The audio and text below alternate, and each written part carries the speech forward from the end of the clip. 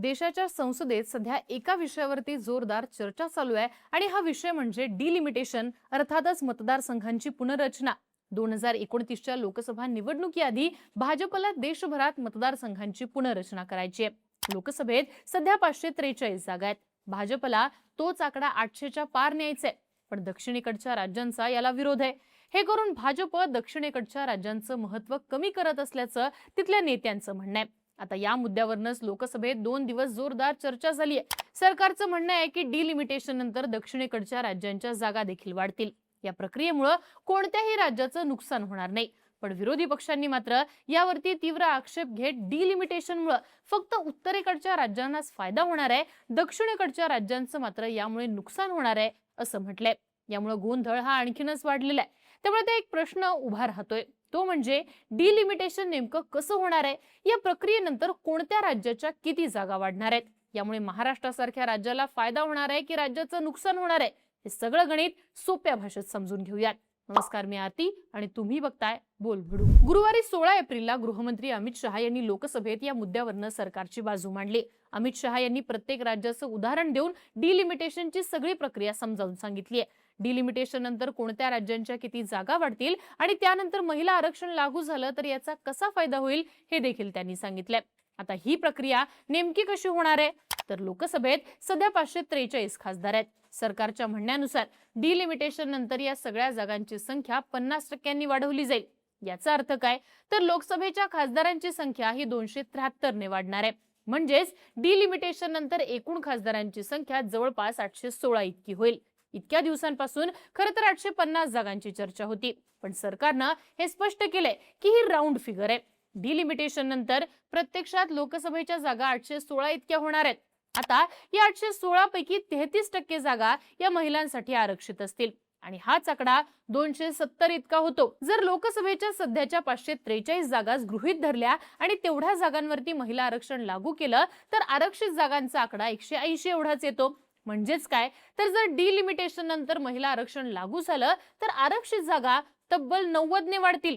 त्यामुळे या प्रक्रियेतनं महिलांनाच फायदा होणार आहे असं सरकारचं म्हणणं आहे। आता डिलिमिटेशनच्या या फॉर्म्युल्यानुसार कोणत्या राज्यांच्या नेमक्या किती जागा वाढतील ते समजून घेऊयात। तर दक्षिण भारतात 5 राज्य आहेत: तामिळनाडू, केरळ, कर्नाटक, आंध्र प्रदेश आणि तेलंगणा। सध्या या 5 राज्यांमध्ये लोकसभेच्या 129 जागा आहेत। डिलिमिटेशन नंतर तिथल्या 50% जागा वाढतील असं सरकारचं म्हणणं आहे आणि अशा प्रकारे हा आकडा 195 वरती पोहोचणार आहे। जर आपण राज्यनिहाय आकडेवारी पाहिली तर तामिळनाडूमध्ये सध्या 39 जागा आहेत। सध्या लोकसभेत तामिळनाडूचा वाटा 7.18% इतका आहे। डिलिमिटेशन नंतर जागांची संख्या 20 ने वाढून 59 एवढी होईल।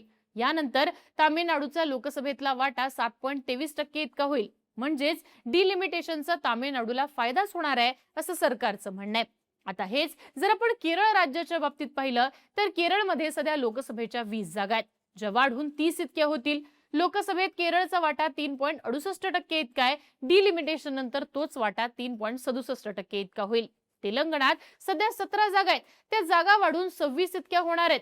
राज्याचा लोकसभेतला सध्याचा वाटा 3.13% आहे, तो सुद्धा वाढून 3.18% इतका होईल। कर्नाटकचा विचार केला तर तिथं सध्या 28 जागा आहेत, ज्या वाढून 42 इतक्या होतील। सध्या कर्नाटकचा लोकसभेतला वाटा 5.15% आहे, जो डिलिमिटेशन नंतर 5.14% होईल। आंध्र प्रदेशात सध्या लोकसभेच्या 25 जागा आहेत, ज्या डिलिमिटेशन नंतर वाढून 38 इतक्या होतील। लोकसभेत सध्या आंध्र प्रदेशचं प्रतिनिधित्व 4.6% आहे आणि ते नंतर 4.65% इतकं होईल। म्हणजेच आंध्र प्रदेशला सुद्धा फायदाच होणार आहे। सध्या लोकसभेत दक्षिण भारतातल्या 5 राज्यांचं प्रतिनिधित्व 24%च्या आसपास आहे आणि जागा वाढल्यानंतर सुद्धा त्यांचं तितकंच प्रतिनिधित्व कायम राहणार आहे असं अमित शहा यांनी म्हटलेलं आहे। आता जर हाच फॉर्म्युला आपण उत्तरेकडच्या राज्यांसाठी वापरला तर उत्तर प्रदेशात सध्या लोकसभेच्या सर्वाधिक 80 जागा आहेत।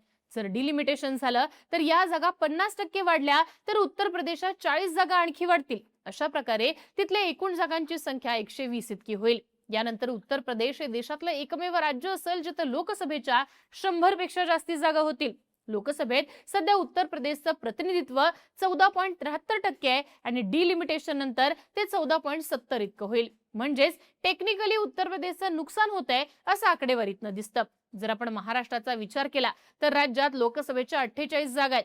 डिलिमिटेशन नंतर 50% म्हणजे 24 जागा वाढतील आणि महाराष्ट्रातल्या एकूण खासदारांची संख्या 72 होईल. लोकसभेत सध्या महाराष्ट्राचा वाटा 8.83% आहे. डिलिमिटेशन नंतर हा वाटा 8.82% इतका असेल.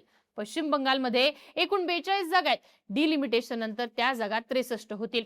बिहारमध्ये सध्या 40 जागा आहेत, त्यांची संख्या 60 इतकी होईल. सरकारचं म्हणणं आहे की जर सगळ्या राज्यांमध्ये सरसकट 50% जागा वाढल्या तर कुठल्याच राज्यावरती अन्याय होणार नाही. त्यामुळे दक्षिणेकडच्या राज्यांमध्ये यावरनं विनाकारण भीती दाखवली जाते असं सरकार म्हणते. अमित शहानी स्पष्ट केलंय की डिलिमिटेशन नंतर एकूण जागांची संख्या ही वाढवली जाईल आणि त्यानंतर 2011च्या जनगणने आधारे मतदारसंघांची पुनर्रचना ही केली जाईल. आता असं असलं तरी याला इतका विरोध का होतोय, याबाबत विरोधकांचं काय म्हणणं आहे ते समजून घेऊया. काँग्रेस खासदार प्रियंका गांधी यांचं असं म्हणणं आहे की सरकार हे सध्या लोकसभेच्या जेवढ्या 543 जागा आहेत त्यामध्येच महिलांना 33% आरक्षण का देत नाही. यासाठी घाईघाईनं डिलिमिटेशन करण्याची आवश्यकता काय? जर काही लोकांना त्यांची खुर्ची गमावण्याची भीती नसेल तर त्यांनी महिलांसाठी आपल्या पदाचा त्याग करावा.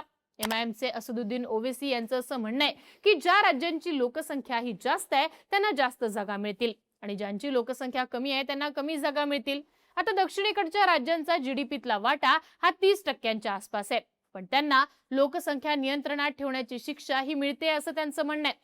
तर इकडे तेलंगणाचे मुख्यमंत्री रेवंत रेड्डी यांनी अशी प्रतिक्रिया दिली आहे की डिलिमिटेशनसाठी लोकसंख्येबरोबरच जीडीपी सारखा फॅक्टर सुद्धा विचारात घेतला पाहिजे. आता या सगळ्या चर्चेदरम्यान गुरुवारी रात्री सरकारनं 2023चा महिला आरक्षण कायदा लागू केला. या कायद्यानुसार संसदेत महिलांना 33% आरक्षण लागू झालंय. सरकारनं जाहीर केलेल्या अधिसूचनेत असं म्हणण्यात आलंय की हा कायदा 16 एप्रिल 2026 पासून लागू झालाय. याचा अर्थ असा की आता संसदेत ही 3 विधेयकं मंजूर जरी झाली नाहीत तरी लोकसभेत महिलांना सध्याच्या 543 जागांमध्ये 33% आरक्षण हे मिळणार आहे. पण हे आरक्षण 2026-27च्या जनगणनेनंतर जे डिलिमिटेशन होईल त्यानंतर म्हणजेच 2034च्या निवडणुकीपासून प्रत्यक्षात लागू होईल. जर हे आरक्षण 2029च्या निवडणुकांमध्ये लागू करायचं असेल तर सरकारनं आणलेली 3 सुधारित विधेयकं संसदेत पास होणं आवश्यक आहे. एकूणच काय तर डिलिमिटेशनच्या प्रक्रियेनंतर सुद्धा दक्षिणेकडच्या राज्यांवरती अन्याय होणार नाही असं सरकारचं म्हणणं आहे. अमित शहानी स्वतः लोकसभेत बोलताना उदाहरण देत हे समजून सांगितलंय. पण या फॉर्म्युल्यानुसारच डिलिमिटेशन होणार का हा मुद्दा इथं महत्वाचा ठरतो. विरोधी पक्षांना अशी भीती आहे की या फॉर्म्युल्यानुसार जर डिलिमिटेशन झालं नाही तर दक्षिणेकडच्या राज्यांना याचं नुकसान सहन करावं लागेल. त्यामुळे विरोधक सध्या सरकारच्या विधेयकांना विरोध करताना दिसतात. तुम्हाला काय वाटतं? डिलिमिटेशन नेमकं कशाच्या आधारे व्हावं? या सगळ्या संदर्भात तुमची मतं आणि प्रतिक्रिया कमेंट बॉक्समध्ये लिहून नक्की कळवा आणि बोलबिडूच्या YouTube चॅनलला सबस्क्राईब करा.